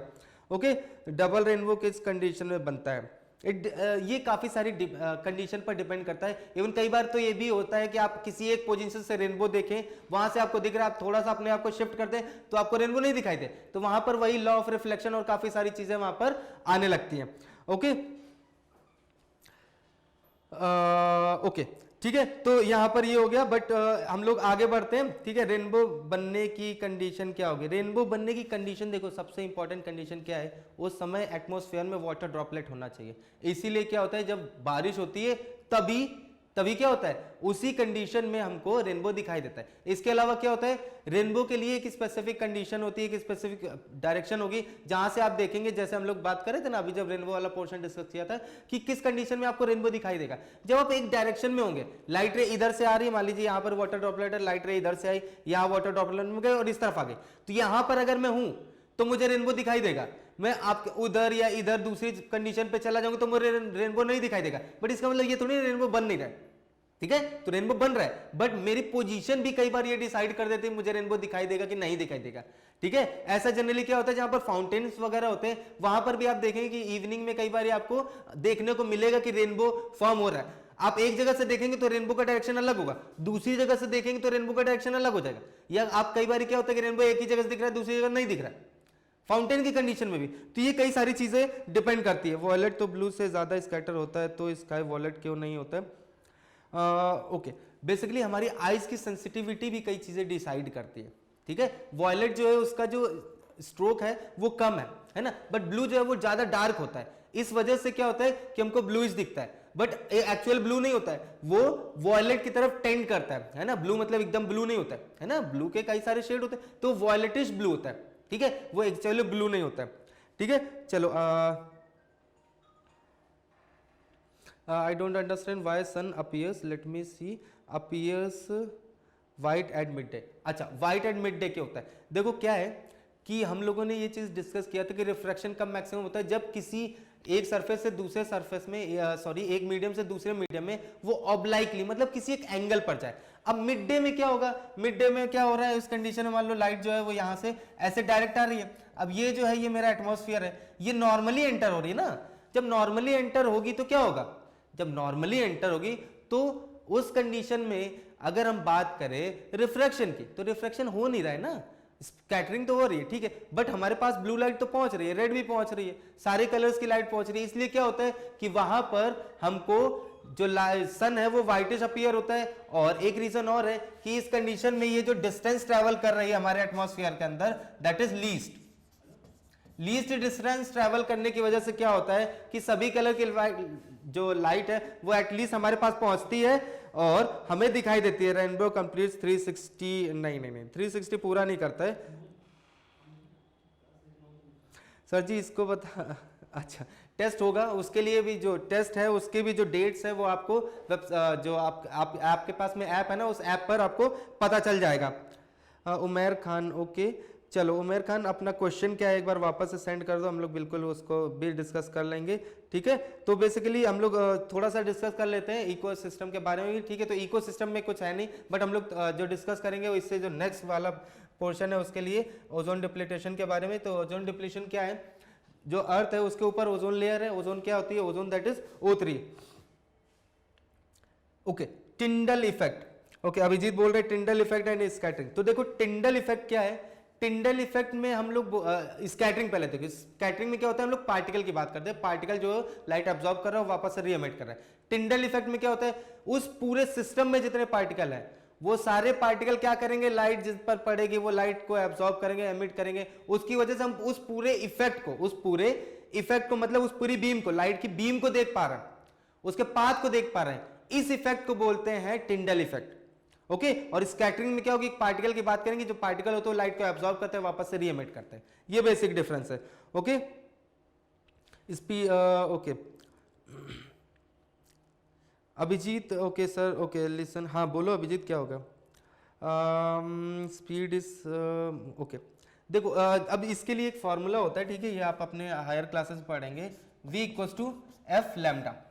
ये जो है इसको अगर हम c ले लें दैट इज 3 इंटू 10⁸ मीटर पर सेकेंड। ठीक है, अब देखो ये क्या है, ये अगर c है, c equals to f lambda, ये जो लैम्डा है ये क्या है, ये वेवलेंथ है। ठीक है, और ये क्या है, फ्रीक्वेंसी है। ठीक है, तो बेसिकली क्या होता है, फ्रीक्वेंसी जनरली चेंज नहीं होती है बट वेवलेंथ चेंज होती है, इस वजह से क्या होता है, स्पीड चेंज हो जाती है, इस वजह से क्या होता है, स्पीड चेंज होता है। ठीक है, तो फ्रीक्वेंसी जल्दी चेंज नहीं होती है बट वेवलेंथ चेंज होती है, इसीलिए उसकी स्पीड पर इफेक्ट पड़ता है। ओके, बट इसका जो डिटेल डिस्कशन है वो आपके हायर क्लासेस में, आप जब 11th 12th में जाएंगे तब इसके बारे में ये सारी चीजें और आप अच्छे से डिस्कस करेंगे। ठीक है, तो ओजोन डिप्लीटेशन क्या है, ओजोन डिप्लीशन क्या है, इसके बारे में थोड़ा सा देख लीजिए। ठीक है, क्योंकि हम लोग टाइम काफी ले लिए हैं। ठीक है, हम लोग ऑलरेडी 10 मिनट एक्स्ट्रा कर चुके हैं, बट हम लोग कोशिश करेंगे इन सभी चीजों का मैक्सिमम डिस्कशन कर सके। ओके, यहाँ पर okay the absorption, okay let me check, the absorption and emission of light is called scattering. Exactly Shanaya, exactly correct, source of energy. अच्छा, सोर्स ऑफ एनर्जी ना, उसमें अभी दो टॉपिक बाकी है, पूरा नहीं, चैप्टर से पूरा रिमूव नहीं किया गया है उसमें आपको। अच्छा ऋषभ, ये क्लास 9th में है फॉर्मूला, बिल्कुल क्लास 9th में, बट इसका जो डिटेल जो है ना, जो स्कैटरिंग और इन सभी चीज़ों से रिलेशन है, वो आपको हायर क्लासेस में मिलेगा, ठीक है। फॉर्मूला तो है, बट मैंने जस्ट आपको इंट्रोड्यूस करा है, ठीक है।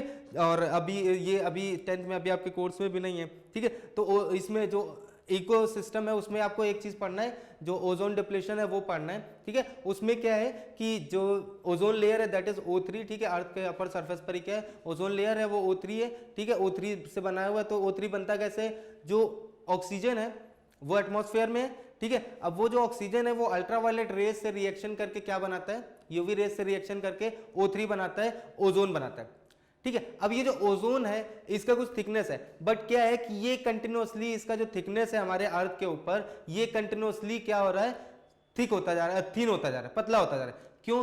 क्योंकि जो क्लोरोफ्लोरोकार्बन है या ग्रीन हाउस इफेक्ट है, इसकी वजह से क्या हो रहा है कि जितना भी ओजोन लेयर है उससे वो जो क्लोरोफ्लोरोकार्बन में क्लोरीन है वो रिएक्ट कर लेता है ऑक्सीजन से, और उसको वापस से इनिशियली क्या हुआ, शुरू में क्या हुआ, वो जो यूवी रेज है उन्होंने रिएक्ट किया ऑक्सीजन से, उन्होंने उसको क्या O3 में कन्वर्ट किया। अब ये जो O3 है ये वापस से क्लोरोफ्लोरोकार्बन से रिएक्ट करके ऑक्सीजन में बदल जाता है।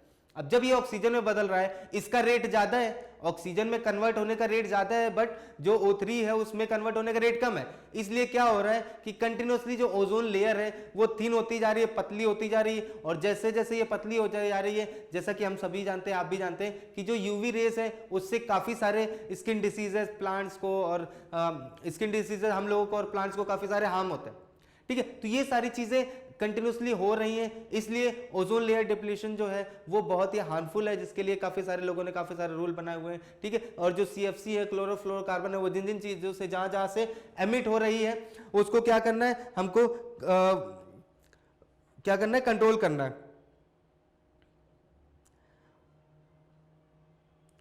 Okay fine, okay, relation between angstrom and Farhan Ahmed. Okay, तो देखो एंगस्ट्रॉम और नैनोमीटर, जो नैनोमीटर होता है वो 10⁻⁹ होता है, और जो एंगस्ट्रॉम होता है वो दूसरा होता है, ठीक है। चलो, तो ठीक है फाइन, ये सब आपका मैथ्स का पोर्शन है, वो सब आप उसमें करिएगा। सर ये बायो का भी टॉपिक है, बिल्कुल ये बायो का भी टॉपिक है, और उसमें आप इसको डिटेल में पढ़ेंगे, ठीक है। तो स्टूडेंट, आज का जो टॉपिक था हम लोगों ने मोस्टली कंप्लीट कर लिया। स्टिल आपको कोई भी प्रॉब्लम होती है, आप हमारे ऐप पर जाकर अपने कमेंट कर लीजिए और अपने क्वेश्चंस जो है उनको पोस्ट कर लीजिए। टिल देन थैंक यू, और क्या करिए, कंटिन्यूसली आप अपने इस वीडियो को देखिए, और स्टिल कोई प्रॉब्लम होती है उसको आप डिस्कस करिए। Okay, thank you kids.